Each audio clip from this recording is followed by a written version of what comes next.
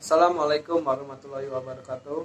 Perkenalkan, nama saya Rendra Saputra, NPM 5019215, kelas 5F. Pada kali ini saya akan membawakan materi saya yang berjudul Analisis Komponen RPP K13, di mana tugas ini untuk memenuhi tugas pembelajaran IPS SD yang diampu oleh Bapak Tio Gusti Satria, Magister Pendidikan. Baiklah, langsung saja. Analisis komponen RPP K13. Analisis komponen RPP Kurikulum 2013. Prinsip penyusunan RPP. 1. Memperhatikan perbedaan individual setiap peserta didik. 2. Partisipasi aktif peserta didik. 3. Berpusat pada peserta didik untuk mendorong semangat belajar. 4. Pemberian umpan balik dan tindak lanjut RPP. 5. Penekanan pada keterkaitan dan keterpaduan antara KD. Prinsip pengembangan RPP Kurikulum 2013 menurut buku Fadilah terbitan tahun 2014 dijelaskan bahwa 1. RPP disusun guru sebagai terjemahan dari ide kurikulum dan berdasarkan silabus. 2. RPP dikembangkan guru dengan menyesuaikan apa yang dinyatakan dalam silabus dengan kondisi di satuan pendidikan. 3. Mendorong partisipasi aktif peserta didik. 4. Sesuai dengan tujuan kurikulum 2013 untuk menghasilkan peserta didik yang mandiri dan tak berhenti belajar. Menurut Permendikbud nomor 81A tahun 2013, ada beberapa langkah dalam penyusunan RPP, diantaranya 1. Mengkaji silabus. 2. Mengidentifikasi materi pelajaran. 3. Menentukan tujuan pembelajaran. 4. Mengembangkan kegiatan pembelajaran. 5. Penjabaran jenis penilaian. 6. Menentukan alokasi waktu. 7. Menentukan sumber belajar. Analisis penilaian afektif.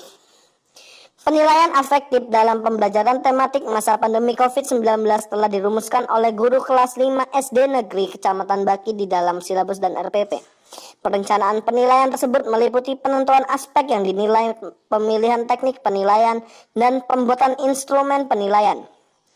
Teknik penilaian afektif yang digunakan yaitu teknik pengamatan atau observasi dengan menggunakan instrumen berupa lembar pengamatan yang dilakukan guru saat pembelajaran daring berlangsung melalui media elektronik. Nilai-nilai yang dikembangkan pada pembelajaran tematik di sekolah dasar yaitu disiplin, rasa ingin tahu, jujur, religius, demokratis, bersahabat, toleransi, dan kreatif. Analisis penilaian kognitif.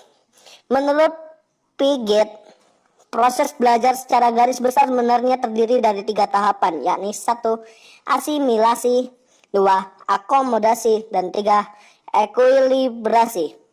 Proses asimilasi adalah proses penyatuan informasi baru ke struktur kognitif yang sudah ada dalam benak siswa. Akomodasi adalah penyesuaian struktur kognitif ke dalam situasi yang baru. Ekuilibrasi adalah penyesuaian berkesinambungan antara asimilasi dan akomodasi.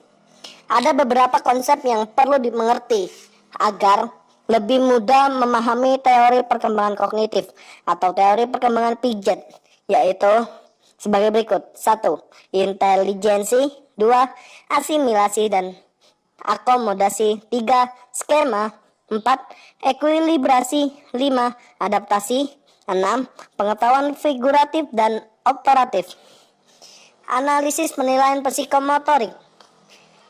Ranah psikomotor adalah ranah yang berkaitan dengan keterampilan atau kemampuan bertindak setelah seseorang menerima pengalaman belajar tertentu. Penilaian hasil belajar psikomotor dalam penelitian ini dapat dilakukan dengan menggunakan pengamatan langsung serta penilaian tingkah laku siswa dalam proses belajar mengajar, dan alat yang digunakan dalam pengukuran ranah psikomotor berupa observasi. Observasi merupakan teknik pengumpulan data yang memiliki ciri spesifik bila dibandingkan dengan teknik wawancara dan kuesioner. Kalau wawancara dan kuesioner selalu berkomunikasi dengan orang, maka observasi tidak terbatas pada orang, tetapi juga pada objek-objek alam yang lain. Baiklah, itu tadi penyampaian materi oleh saya. Apabila terdapat kesalahan kata atau ucapan yang tidak menyenangkan, saya mohon maaf, kepada Tuhan saya mohon ampun. Saya akhiri, wabillahi taufik wal hidayah. Wassalamualaikum warahmatullahi wabarakatuh.